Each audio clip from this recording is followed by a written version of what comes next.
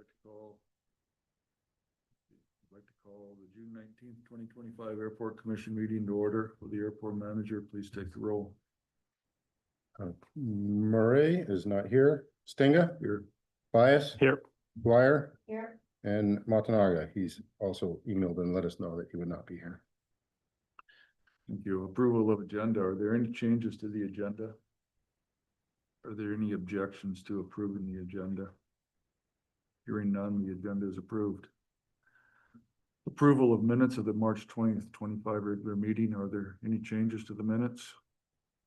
Are there any objections to approving the minutes? Hearing none, the minutes are approved. There's no scheduled public comments or presentations, and there's no action items. Reports from the airport manager. Okay, thank you, Chair Stinga. This will be a nice and quick and short meeting, and everybody can get back out to enjoying the weather. No action items, just a few updates for the commission. The first one is a fee schedule update. The city did a comprehensive analysis and update to our entire fee schedule across all departments and all funds. So utility fund, airport fund, general fund, parks and rec, everything you name it. The results, we looked at similar airports and other local airports. We found that our fees were pretty much in the middle and accurate for what we thought was appropriate for our airport to continue having folks want to use our airport at an affordable rate, but also having a little bit of revenue to help pay for ever increasing costs. So there were some small changes. The tie down fees increased from $4 to $5. The per week fee went from 17 to 30. The per month was 45 to 50, and then the per year was $495. Now it's $548. There was also some strategic changes to where the sales tax was added before or after, and the concept was that in working with Shelley, if folks predominantly paid in cash, we wanted to have the tax before so that it was an even number, so we weren't getting partial dollars and coins. When folks predominantly pay by check or credit card to the city, then we left it as is with the tax applied to the fee. We actually evened them all up. And then we also made it consistent to where if you pay per week, you only, instead of paying for 7, you got 6 days. You pay for a month, instead of paying for 4 weeks, you paid for 3. And the per year increased modestly as well. So this still puts us right in the middle of all the other airports. We looked at Kenai, Soldotna, DOT, Seward, it's a DOT airport.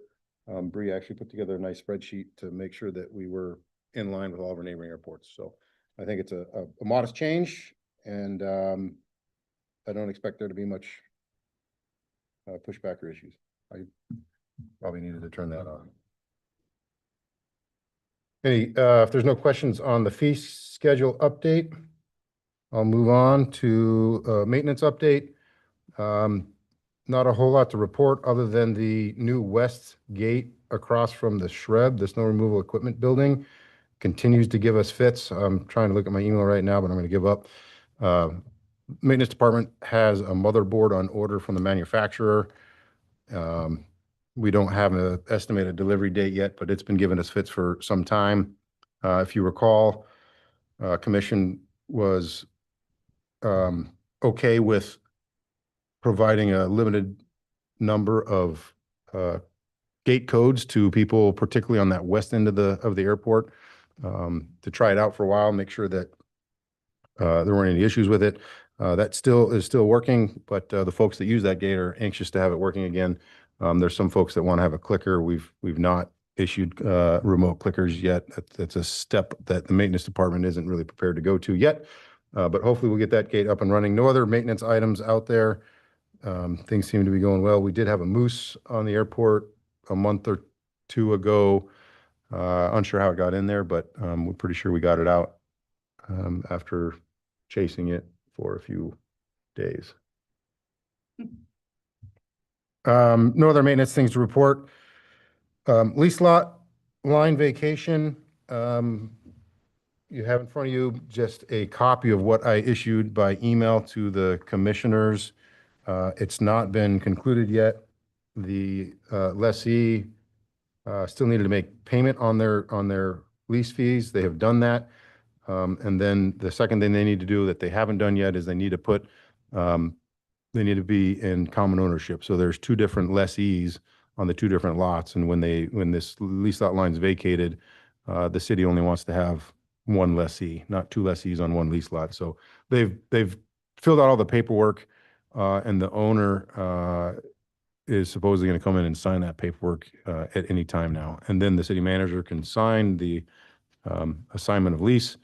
And then at that point, I can give the borough the city's concurrence. There are a couple of conditions that I'll be including.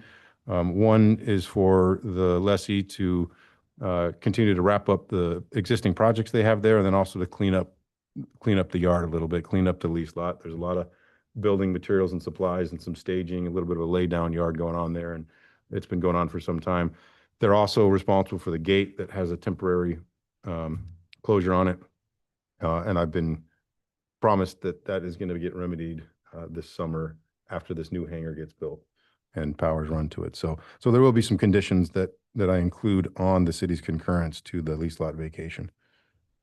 So because that hadn't resolved yet, and I had emailed that, I just wanted to bring it up and update the commission on that project. Item number 4, HEA easement. There's a new hangar going in on lot C42. HEA needs to run underground power, and a portion of that will be, on city-owned property. So they need to have an easement for that. There's a code provision that requires council action and ordinance actually for the city to dispose of or otherwise give exclusive right to city-owned property, and we've done that in the past. We did it recently in front of council for a utility line at the field house. But I sent a message to the city attorney because in the disposition of city lands code section, it says that airport lands will be handled separately under the airport code, section 13. And that code section does not say we have to have an ordinance for this. So just getting a attorney interpretation on whether or not I need to have an ordinance in front of council authorizing the easement for HEA on city-owned land. Nothing other than to let you guys know that's an ongoing thing. It's administrative and it is in the best interest of the airport. I did confirm with FAA that they don't have any objections, and as long as it doesn't interfere with airport operations or airport improvements and is a benefit to the airport, then they don't have any objections. And then finally, something that you all probably have seen before and recall, the non-directional beacon, the NDB and the VORA. The FAA reached out to me. Oh, no, there's one more after this, I think. The FAA reached out to me again. In 2015, the commission passed a motion recommending that the NDB stay functional. At that time, the FAA was considering decommissioning it. And the commission's feeling at that time was that while antiquated and perhaps not used for standard navigation, it is a good training tool, and it is used by student pilots and other aviation uses. So they reached out again and said that it's scheduled for decommissioning in October of 2025. So if the commission wishes, I can bring back at the next meeting an action item, or we can allow FAA to decommission the non-directional beacon this fall and be done with that. Companion with that is the VORA.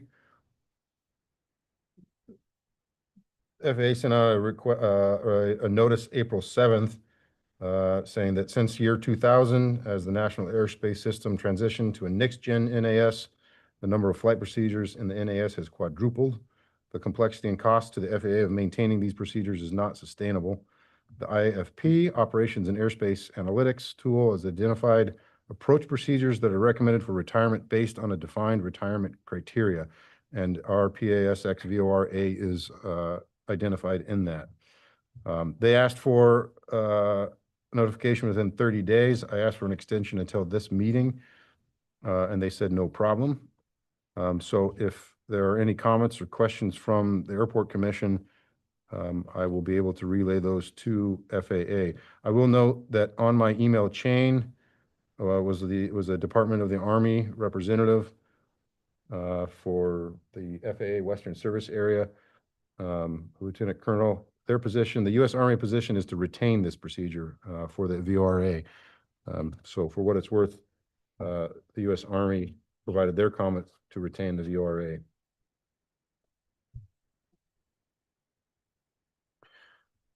Was that?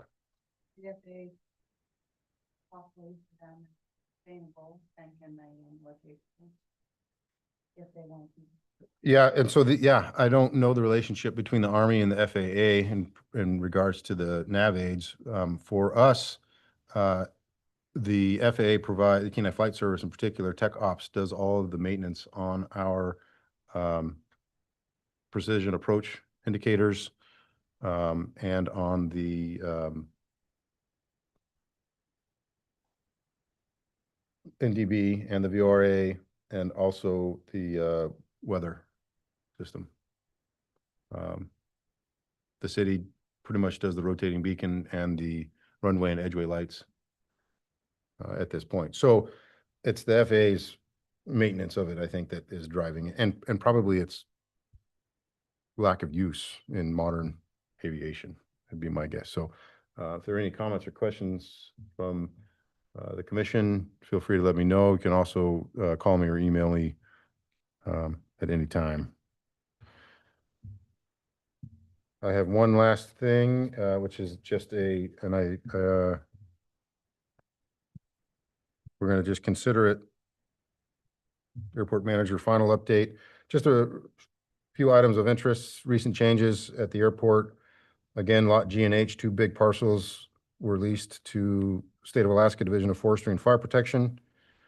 Lease lot 46, H46A was leased to Alaska Float and Tailwheel Training, and then it was transferred to a new business named Prop On of the same owner. Lot H38A, Jason Boyer and Bruce Skolnick, was an assignment by John Hughes and Roy Whitford. Then we've got a few pending. Jerry Mastery changing an assignment from one of his businesses to another, River Rock Outdoors to River Rock Lodge.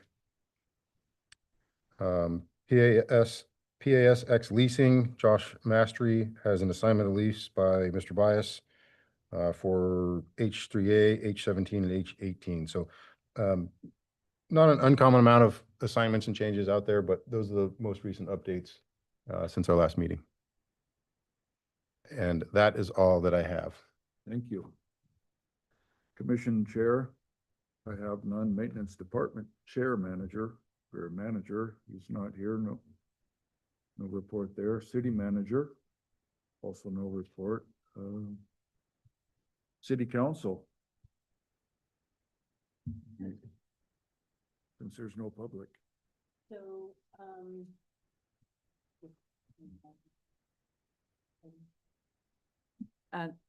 thank you, Mr. Chair.